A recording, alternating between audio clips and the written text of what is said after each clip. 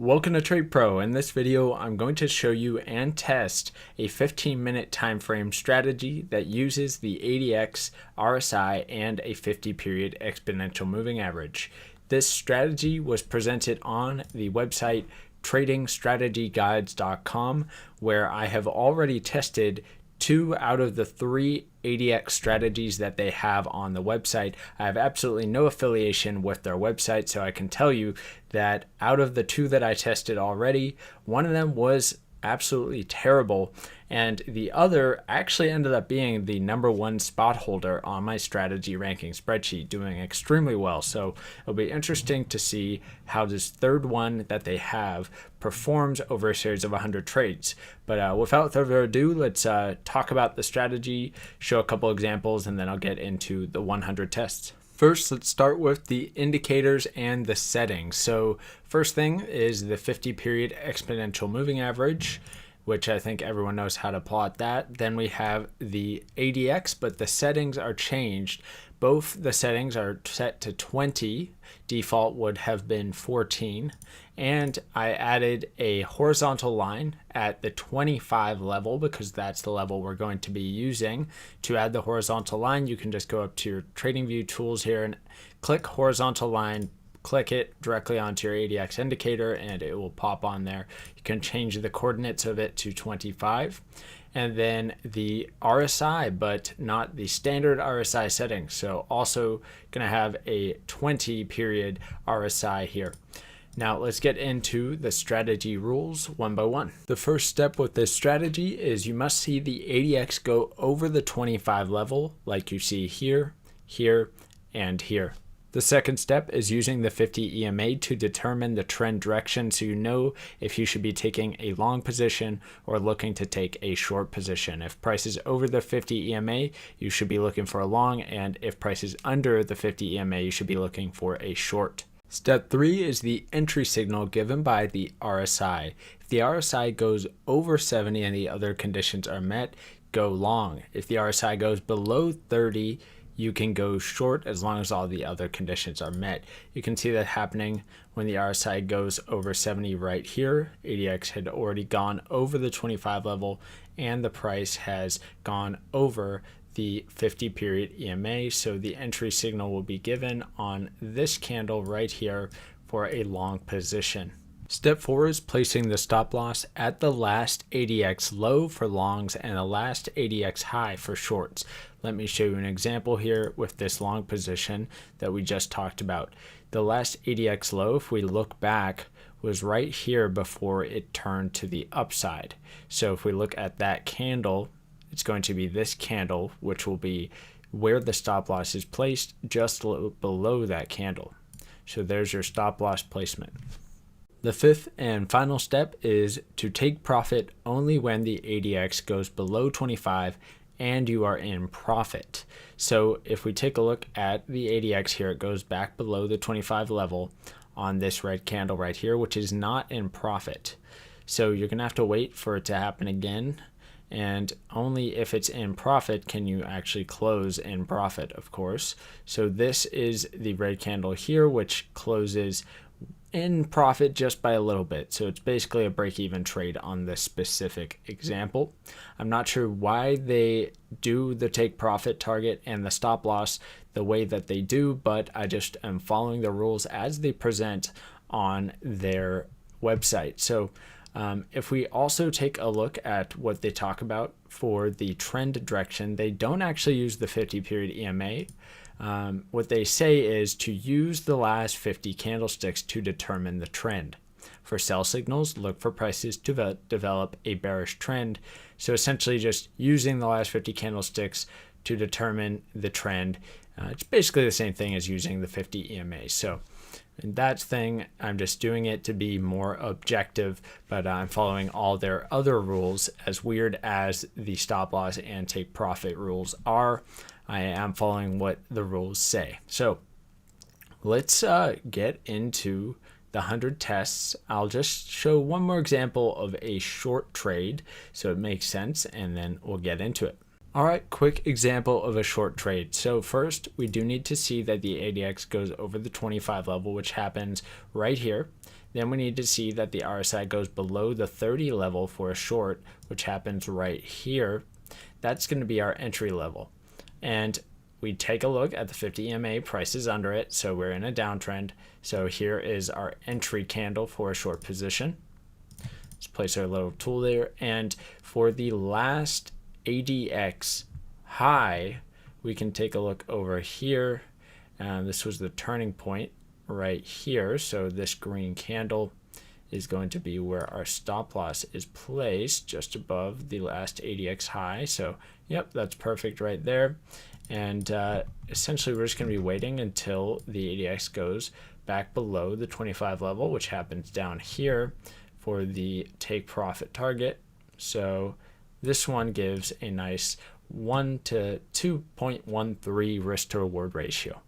So that's a short trade. And now let's get into the 100 tests. This one should take a while.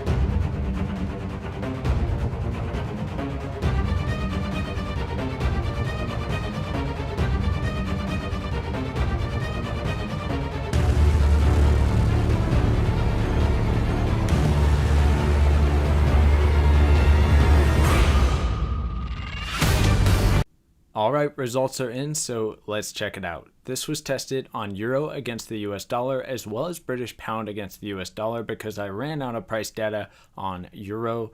2 months out of the 12 months was on British pound against the US dollar. This was done on a 15-minute time frame using a variable risk to reward ratio. And again, it took 12 months of price data to find the 100 trade signals, which is quite high for a 15-minute time frame test.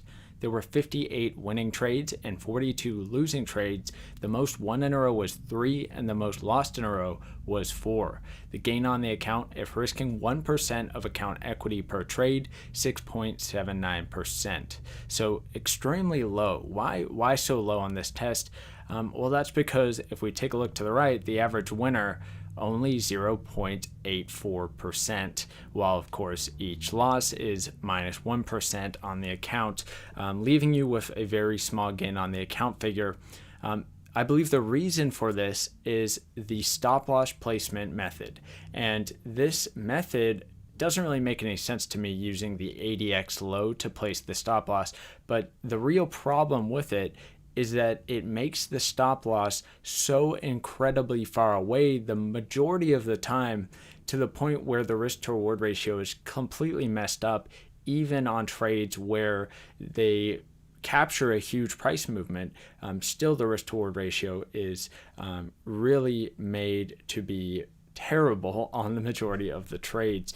If we kind of go through some examples here, on the high end, the risk to reward ratio would be something like 1 to 3 or 1 to 3.28. But the majority of the trades, it was more like 1 to 0.3 or 1 to 0.01, even just basically nothing. So with spreads or fees, you're going to be left with actually a loss on a lot of these trades.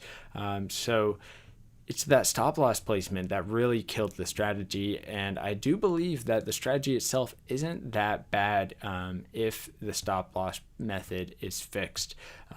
But of course, this one's going to fall terribly low on the strategy ranking spreadsheet. I've now tested a few different ADX strategies, all presented on this website, Trading Strategy Guides. I have no affiliation with them at all, and I've said 2 of the strategies are absolutely terrible. One of them did really well, but you know, when I see the claim of best ADX strategy built by professional traders, of course I want to test out the strategies and see how they perform.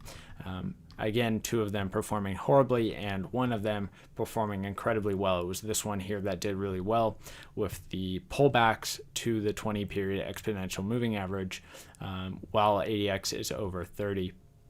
And I did my last video on this one that did really well. The issue with it was that it was so rare to get a trade signal that it took something like 12 years of price data to find 100 trades. So it wasn't ideal for that reason, but you can still take the concept and potentially apply it to your own trading strategy. And that's the whole point of this channel, is to test a bunch of different strategies, find out which ones are promising, so people can easily put together their own trading system that is optimal and fit for them personally. So time to pop on over to the strategy ranking spreadsheet and see how these all line up. I think I'm gonna call it quits on the ADX strategies for a little bit and try some other strategies out. But anyway, enough rambling. Let's check it out on the strategy ranking spreadsheet. All right, here I am on the strategy ranking spreadsheet. So if we take a look at the 3 different ADX strategies I tested from that website, we have 1 at the very top and then 2 at the very bottom. The one tested today falling at spot number 66 out of 77 strategies tested on the channel so far. So kind of at the bottom of the barrel here with these 2. Kind of interesting that they are, they're claiming that these strategies are built by professional traders, that they are the best ADX strategies, and they also claim that they will work on all things Forex, stock market, commodities, cryptocurrencies. They claim that they are completely versatile and will work profitably across multiple markets, which is quite the claim. It's just funny that 2 of the strategies performed just horrifically, and then one of the strategies just ends up being the #1 strategy holder. So I don't know if they're just blindly going at it with these strategies and they just got lucky on one and then 2 of them are trash, or what's going on here. But I don't know. It was it's always interesting to see how strategies are going to perform. So that's where we're at right now. I want to thank everyone for watching, and I'm going to give a shout out to my affiliate, Capitalize.ai. Capitalize allows traders to create and automate their trading strategies just by typing them out in plain English, no coding knowledge required. You can simulate, backtest, and deploy strategies all from your phone, and all for free. Check it out with my link in the description down below if you're interested. Thanks for watching.